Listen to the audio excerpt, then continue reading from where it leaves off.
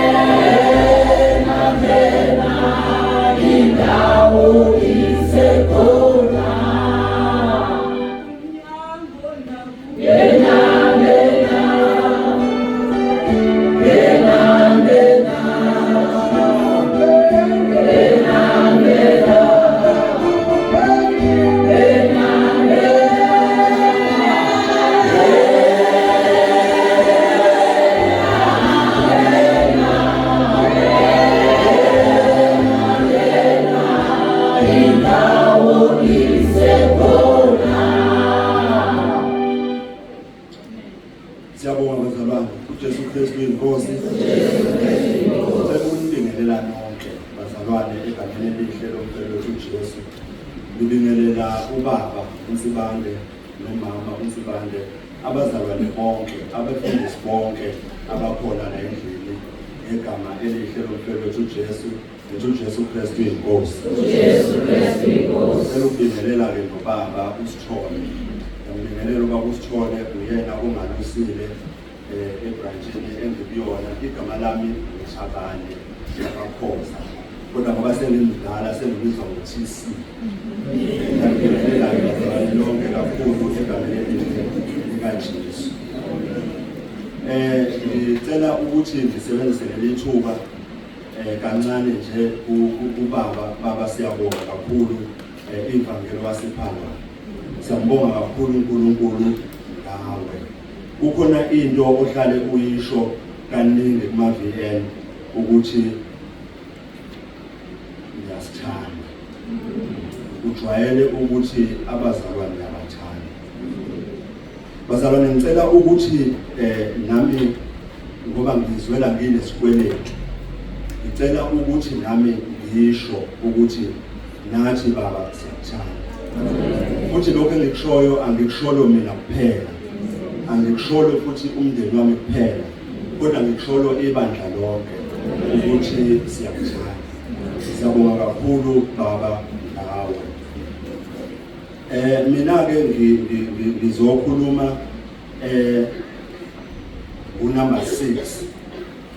Ngizocela ukuthi sivule encwadini kaJohane isahluko 19 verse 30.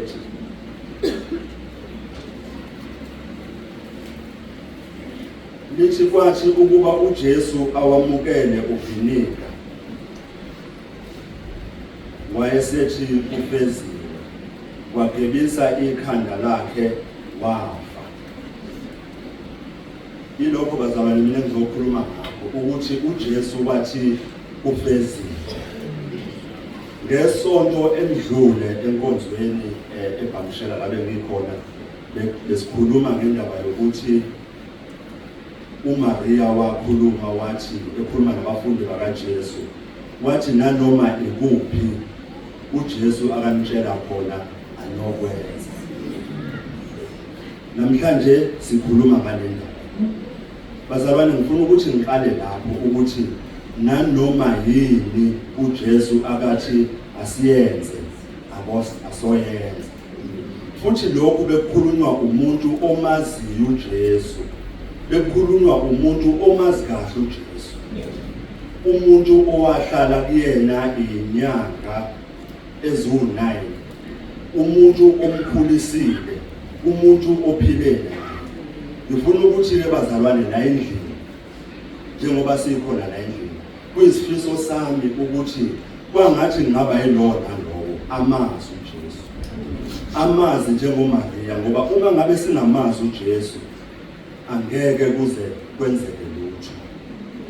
Yilowo nalowo okhona la endlini kwangazi ukuthi angamazi, amazisise uJesu. uJesu-ke bazalwane walenga esiphambanweni ngenxa yethu. Sebeshilo kusukela kunumber 1 kuze kufike kunumber 6.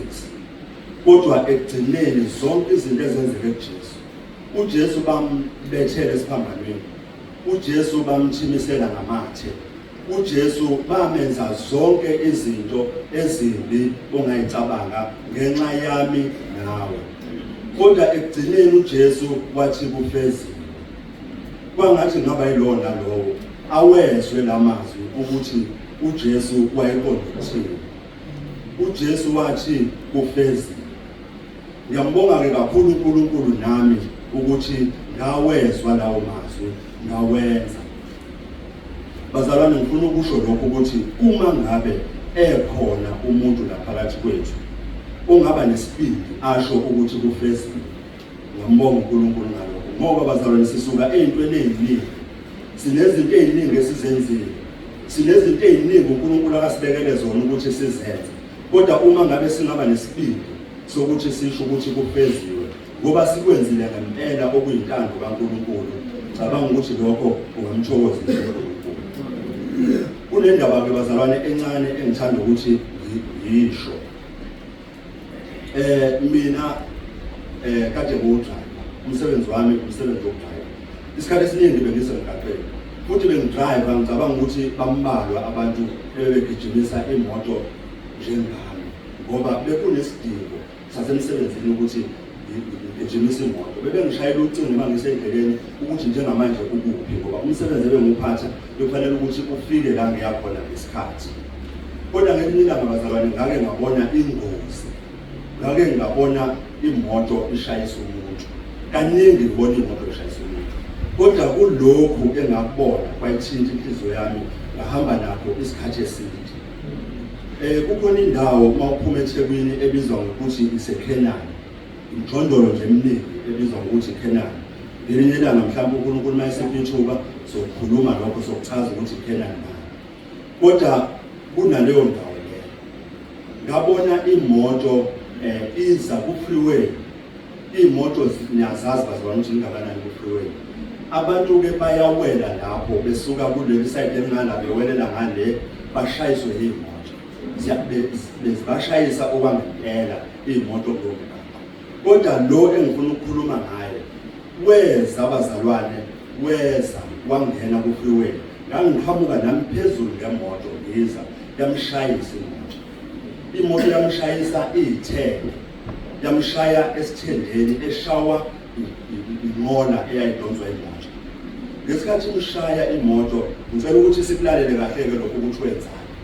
Lo muntu ngesikhathi imshayisa imoto wazama kabili ukusukuma, kwangasukumeka. Wazama wathi uyasukuma, kwangasukumeka. Kodwa bazalwane, into eyamsiza, ngoba ngaze ngadlula nami engafana, into eyamsiza bazalwane, wathi mayeseshayisekile ngoba wayebhekele ecross umgaqo. Kodwa into eyamsiza ukuthi aphenduke ngamadolo, abheke la kuqhamuka khona iy'moto. Wayifeyisa iy'moto, wabhekana nazo ngqo, wabhuqa ngamadolo, waphakamisa izandla. Zeza iy'moto bazalwane, zeza, wayiphakamisa izandla, wazehlisa, wayiphakamisa, wazehlisa. Iy'moto ekugcineni zama. Iy'moto zeza kuyena seyihamba kancane.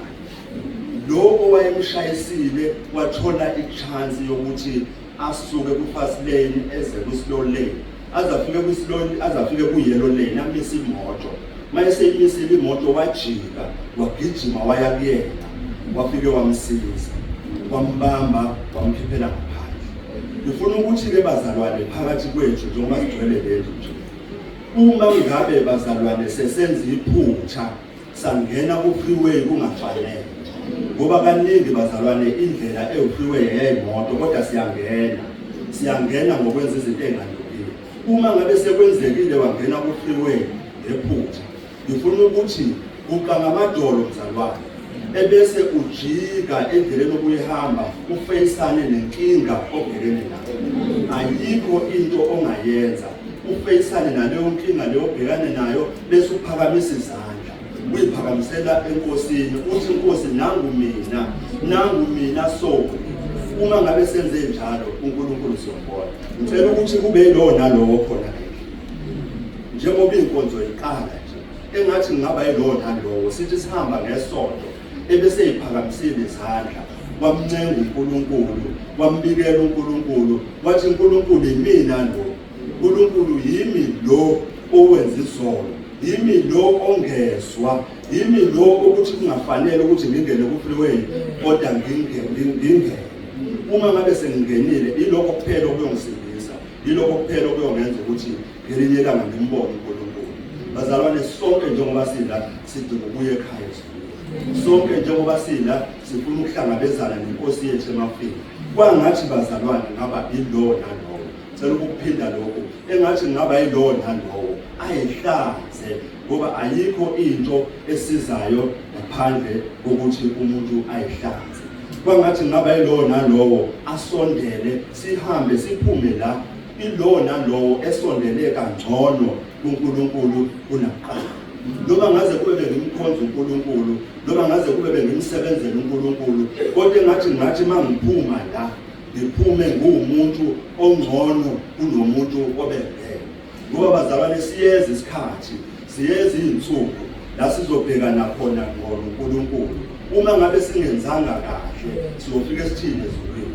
Yilokho nje bazalwane benginakho ngesikhathi ubaba ethi ngizokhuluma la ngathola imessage ngisegarage. Igaraje lapho ekhali phansi emgodini. Athi mangithi ngifunda imessage, Nkosi yami ubaba usethe angizi. Amaphepha engangaphethe ngoba khona umsebenzi engangwenza awuphose emotweni, ngagijima ngakhuphuka ayobikela unkosikazi ngathi ubaba nande ukhuluma lezi zinto. Bayesethi unkosikazi thandaza ukuthi ukwazi ukuthi ube namandla. Basuka lapho badrive imoto basuka eThekwini ngathi ngiyabamshela ngithi ngobikela ubaba uSithole. Mangidonsa nje ngasekhaya ensuze yafa imoto. Ngavele yangabe isahamba imoto ama lapho azama ngajika ngayishiya kumakhenika ngathatha amalifti ngahamba ngafike ngamtshela ubaba uSithole, mzala imbiza ngomzala sekuthiwe mina ozosho amazwi bayisethi uSithole qina mzala. Ngiyabonga kakhulu uNkulunkulu ngaye bazalwane, ngicela ukusho lokho. Ngiyambonga uNkulunkulu nangumuntu nje umuntu oyihambelayo, kodwa uNkulunkulu wangenza ukuthi ngisonde. Ngiyambonga kakhulu uNkulunkulu ngaye. Ngiyabonga bazalwane, ngiyambonga uNkulunkulu. Kwangazuthi-ke bazalwane ngaba yilo nalowo ayinikele kuNkulunkulu isikhathi sesifikile. Kwangathi ngaba yilo nalowo amncenge uNkulunkulu isikhathi sokuthi manje simncenge. Ngiyakhumbula abafundi bakaJesu behamba bengaboni ukuthi bahamba noJesu, bahamba bebheke eMawusi. Kuthiwa besendleleni babexoxa ngezindaba zokuvuka kaJesu, kodwa babengaboni ukuthi bahamba naye uJesu uqobo. Kuthiwa bahamba, kodwa kwathi lapho uJesu sebefika la bejika khona, lithi iBhayibheli uJesu washaya sengathi uyadlula, wenza sengazuthi akathi uyadlula. Kuthiwa bamncengisisa, bamcela bathi nje bathi ngena uhlale nathi, bathi siyacela ukuthi ungene uhlale nathi. Ngifisa sengazuthi-ke labazalwane ngaba yilona lo amncenge uNkulunkulu.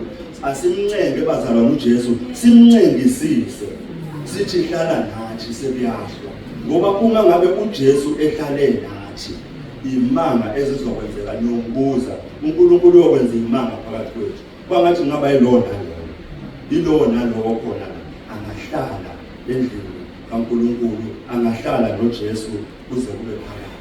uJesu Kristu inkosi.